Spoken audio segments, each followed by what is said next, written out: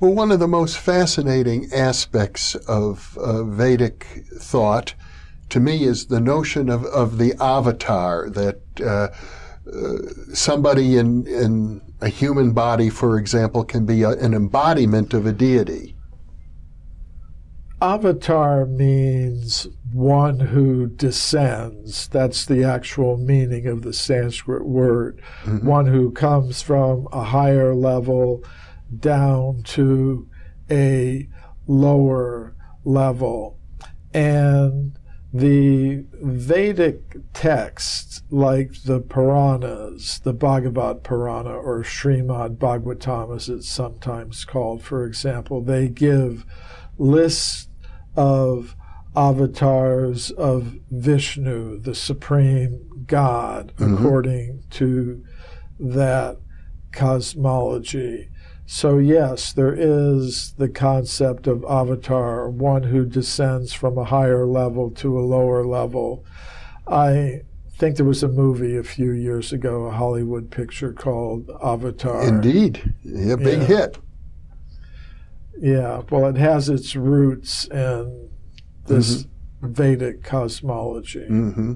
Yeah, I don't know that many of the moviegoers appreciated that, because today the term avatar sort of means a character that you play in an online video game.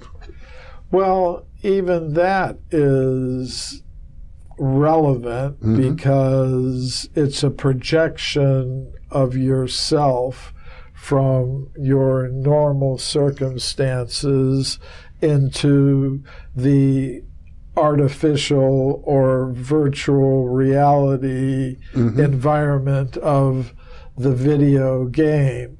And actually, according to the Vedic cosmology, the world that we inhabit is something like that. It's a kind of virtual reality mm-hmm. system mm-hmm. for conscious selves who aren't fit to exist on what we would call the level of pure consciousness, or Brahman, as it's called mm-hmm. in the Vedic text. There is a spiritual world mentioned in those Vedic texts. Mm-hmm.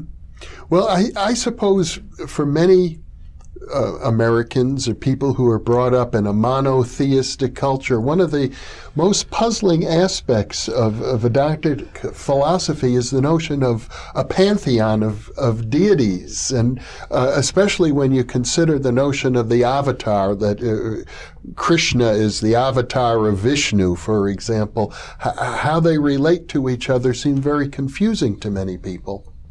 Well, it may seem confusing, but we see that a single person can be the source of many identities. You could take Tom Cruise, for example, or any actor or actress who has an original personal identity, but in the course of many different films mm-hmm. will play different roles while remaining the same original person. Yeah. So in the Vedic text, like the Srimad Bhagavatam, we can find lists of avatars of Vishnu or Krishna.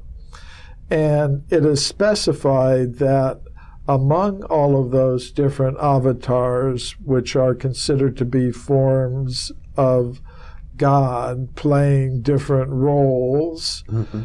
that one of them is the original personality and the others are role-playing expansions of that original personality. So, in a sense, the Vedic cosmology, as I understand it, is also monotheistic in mm-hmm. the sense that all of these different forms or avatars of God are expansions, role-playing expansions of an original personality who is, in essence, one.